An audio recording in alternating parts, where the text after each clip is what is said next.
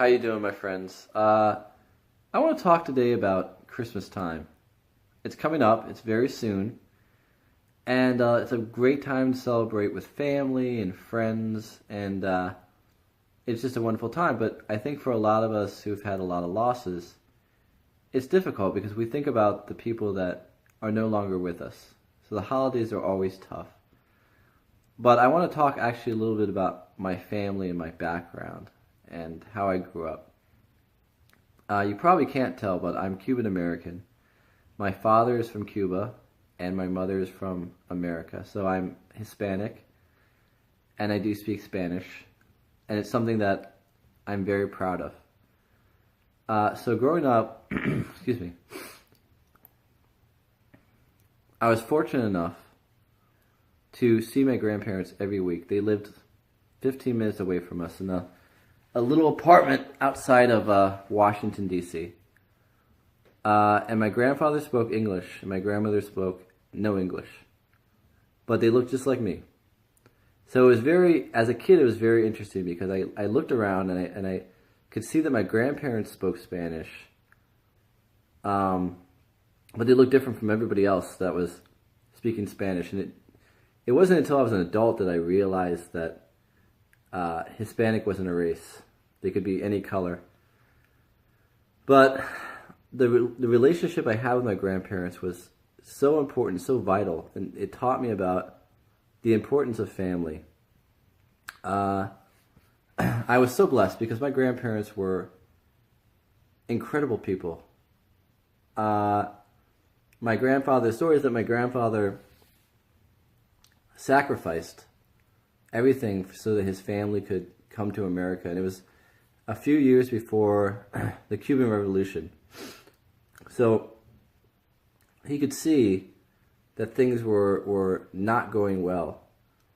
And so he actually moved to America before, with his family still in Cuba, worked in America, saved up money, settled, and then moved them here to America. So he did all that.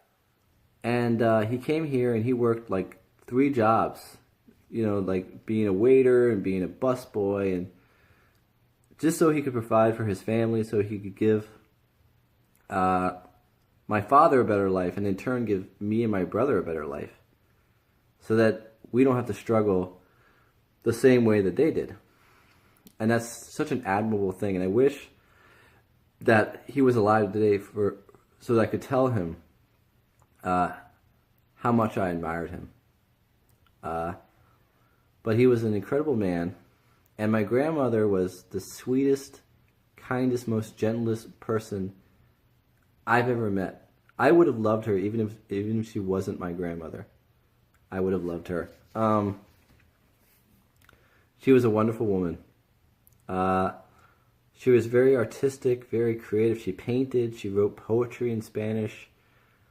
She drew, and I remember like the first phrase that I learned in Spanish actually was, she would go, "Ay, qué lindo," which it means, "Oh, how beautiful." I would draw her something or make her something, and like that always made me feel so good. And the funny thing is that even though I didn't speak any Spanish and she didn't speak any English, none of that mattered because I could tell like how gentle she was with that she loved me, And I don't think there's been anyone else ever in my life that's loved me like my grandmother loved me. And so during Christmas, I really miss her. Yeah, I mean, they've been gone a long, long time, but they had such an impact on me about, how I should be treated and how I should treat other people.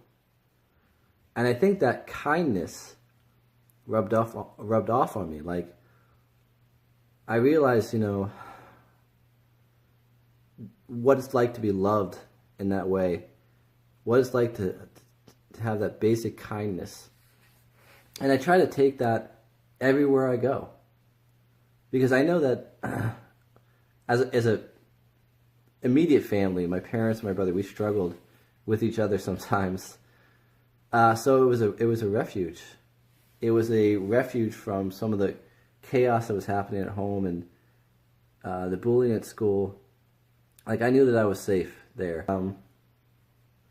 yeah, they were just wonderful. And in Latin American families, family is like incredibly important.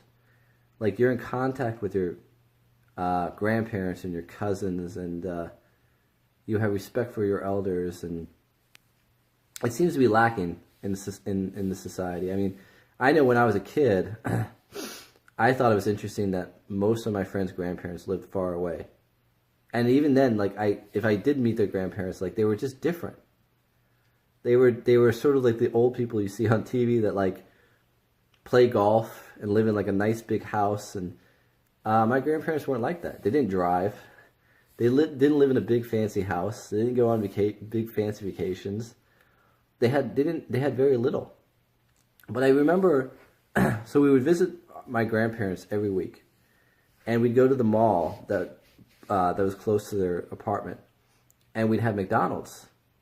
And a couple things happened. First of all, my grandfather and my father would battle it out. My grandfather refused to let my dad pay for the meal every time, and I don't know what they were saying because it was all in Spanish, but it was always an argument about him refusing to let my father pay. I remember that clearly, and so they didn't have anything. They had barely any money, but yet every time we saw them, he'd give us, me and my brother, like $5, and he would give us like some candy or something like that, whatever he could give us. And it meant so much. It wasn't even the money. It was the fact that this is a man who had nothing, and he was willing to treat his grandparents. And the other thing that my memories of them is that, again, the apartment they live in, it was this little kind of garden apartment, sort of like outside of the city. It wasn't in the city, but it was outside of the city. Excuse me. And so we'd go there. I mean, I'll never forget it. It's like those things that you don't forget. So we'd go out there, and I can remember like the smell of like Indian food, because I guess they had Indian neighbors, and the sound of the steps as you're going up the steps because they lived on the top floor. It was like a 3-floor apartment, and this was like the late '80s, early '90s. So they had this kind of plush green carpet, you know. Everything was old, and they had this like floor TV that you never see anymore. But it was a television on the floor with speakers and a big knob, and on top of it were these sort of kind of Cuban, I don't know, like clay model things like elephants or something like that. Apparently that's a Cuban thing. And paintings that she had made. It was like, 2 bedrooms, really kind of cramped. And I loved it because I lived in the suburbs. But where they lived, I mean, you could walk to the park and there was kids that were playing outside and noise, and then you could see the street lights from Fairfax Drive. I know you don't know where that is, but Fairfax Drive, you could see it from their house or their apartment, and I loved it. I loved it. They lived like next to a metro, and buses ran, and it was great. It was perfect, and I think part of the reason why I love the city so much is because of that.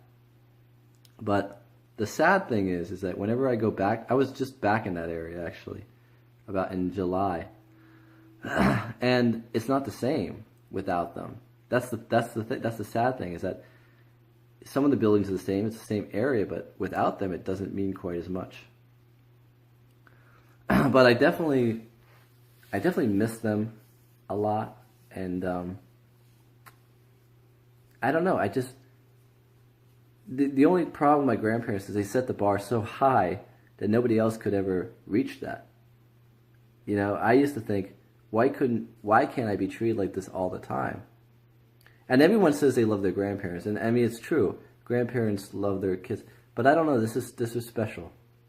It's something I couldn't explain unless I'm sure other Cubans or other know what I'm talking about. The other thing is the best memory I would have is like, first of all, I didn't realize that my grandfather was working at the time, because I was 6 or 7. In my mind, old people didn't work. Old people stayed at home. So when we got through having McDonald's, I figured he just went back home and rested. No, the man worked.